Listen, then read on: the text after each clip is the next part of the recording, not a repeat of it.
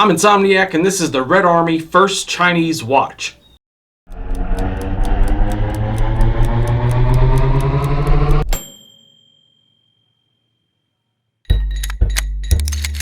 are you? Insomniac.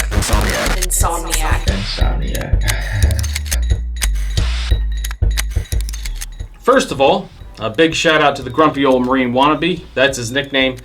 He sent in that Seiko Solar that you saw me review recently, plus some other watches that I reviewed not too long ago. If you have any watches you want to see reviewed on the channel, email me at shoulditimethis@gmail.com. I'll let you know where to send the watches. They'll be reviewed, insured, and sent back. So throughout this video, I'll have some brand facts popping up on the side, one of these sides of the screen, giving you some interesting background on this company. Their site gives you a long, flowery history about this watch's significance in watch history, at least Chinese watchmaking history. Feel free to go to their site and check that out. As for me, I'm going to review this watch the way I review all watches. How does it stack up here and now in the world of modern watches? Let's find out. The case on this watch starts on a high note for me because it's 38 millimeters in diameter, a size now considered quote-unquote vintage, but a sweet spot size for many watch lovers. The style is vintage, kind of 70s with the thin case sides, long lugs, and a tall domed crystal. I think the overall shape is nice. The machining and angles at the lugs are well done, and I like the fact that the tops of the lugs are brushed rather than polished like the sides and case back to cut down on glare. One small minus though is the quality of the finish. The polished parts aren't bad, but if you look closely at the lugs, when you get close to the case, the brushed pattern kind of wanders off and fades away. It isn't consistent all the way to the thin polished bezel area. Caseback has what the brand refers to as retro 10-sided slot design. Not sure where that was popular, but it looks okay here. It's a flat polished surface other than the engraved Chinese characters and stars. Last we have the crown. It's small, but it has a decent proportion to the case. It has the star logo embossed into it, and it's grippy enough to be usable, which in this particular case is very important because this is a manual wind movement, which means you're going to be using that crown a lot. It's fairly easy to grip and works well. Overall, it's a fairly handsome case. The dial on this watch is actually very nice in a kind of cheap vintage character kind of way. The backdrop is a slightly curved goldish cream color with a small but legible printed minute track around the outer edge. The hour markers are a mix of numerals for the even hours and triangles for the odd hours, all gold plated, all small but large enough to have a fairly good presence on the dial. Under the 12 you have the red star logo, under that you have Chinese characters, I don't know what they say, 19 something. Down above the 6 you have more Chinese characters, which according to the website apparently say made in China, but the translations on their website in general aren't perfect, so if somebody watching this can read that, feel free to let us know down in the comments what the text under the 12 and above the 6 says. Last but not least, you have the hands. It's a simple gold tone set of hands that match the dial very well, with a simple shape to all three hands that works with the vintage and understated look of the dial as a whole. I also like the curved end of the second hand, which flows nicely with the domed crystal and curved edge of the dial. The only thing I don't like about the hands is the finishing style.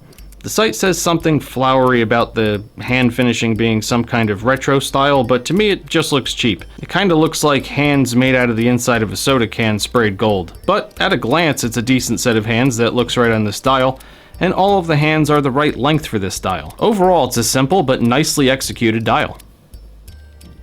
Time at a glance on this watch isn't perfect, but it's very good. The minute track, although definitely legible, is very small, and the gold hands and markers on this yellowy cream dial do contrast pretty well, but in lower light situations that bit of contrast is lost and becomes a bit of a strain.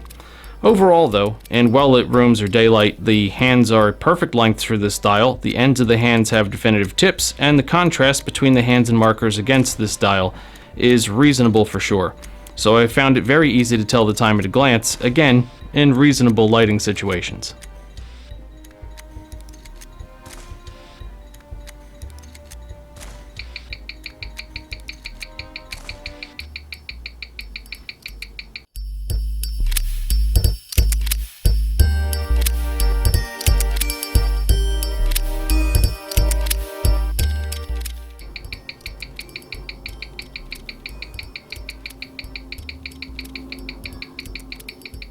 The strap on this watch is referred to by the manufacturer's website as an all-steel spring strap with close chain, And while I understand that this was a common style of strap from the vintage era that this brand is paying homage to, this wasn't a good strap back then, and it's a terrible strap now. Aesthetically, it just looks cheap. It reminds me of the spring straps you'd see on cheap watches in Walgreens and Rite Aid as a kid.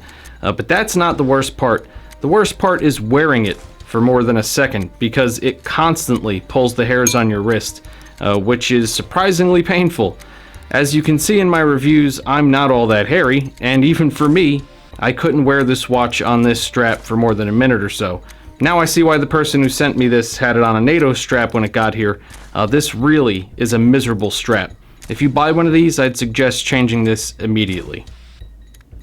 As of the time of this review, this watch sells on the manufacturer's website for $87.20. Now for a 38mm, kind of cool looking, vintage aesthetic, manual wind mechanical watch, I personally would be excited about this watch being under $100. And if you're just looking for a cool vintage aesthetic manual wind mechanical watch, it's still not a bad value at that price. The problem is, in my experience, there are three major flaws with this watch. One of those is just with this particular one that I'm holding. It's not necessarily going to be the whole line, and that's the accuracy thing that you saw earlier on. If you look at the scope in that section, I think it averaged out to plus 45 seconds a day, which is absolutely terrible. So one of the most important parts of absolutely any watch or watch review is how accurate that watch is. This watch is not very accurate. But like I said, that doesn't mean all of these watches are not accurate. That means this one's not, and I'm sure it can be regulated. But that's one big thing based on this particular watch that kind of knocks the value down some. The other thing is the strap, and you've heard me say in countless reviews that that's not a huge deal, because you can obviously change the strap. But this is one of those straps where it's not like, you might not like it, or it's aesthetically maybe not pleasing. You can change it. The first thing you should do if you buy one of these is take this off and throw it in the garbage. That's how bad this spring strap thing is. Unless you're somebody who shaves your arms, and in which case maybe it'll be comfortable, I don't know. The other thing for me is that this is not just a cool vintage style looking mechanical watch that happens to be made in China, happens to have some Chinese heritage. You have to really appreciate Chinese watchmaking specifically to want to wear this watch, because from the red star to everything in the watch being in Chinese, this watch is a constant reminder every time you look at it of China, not just Chinese watchmaking or Chinese watchmaking history, but of Chinese heritage. And before anybody gets mad in the comments like, oh, this guy doesn't like China, if this had a Brazilian flag as the logo and everything here was in Portuguese on the dial, I would still have the same complaint, which is that the overall aesthetic of the watch isn't about the watch, but it happens to be Chinese made. This watch is about China. So if you don't mind that constant in-your-face reminder every time you look at the watch, and you get it regulated, and you throw this strap thing in the garbage, I guess it's not such a bad value for, what did I say it was, $87.20. That's not a lot of money. But in my opinion, it's just a middle-of-the-road value even at that price. Okay, well, I appreciate this watch being sent in. I actually specifically requested that he send this in because I've seen them online a lot. Wanted to spend some time with it and see what it was all about. Definitely an interesting piece. If you have one of these, because I'm pretty sure quite a few people have these, leave comments down below. Let everybody else know about your experience with it. I'm sure a lot of people are going to leave comments that are the opposite experience of what I had, but we're all entitled to a different opinion. And stay tuned. I have many more watch reviews coming soon.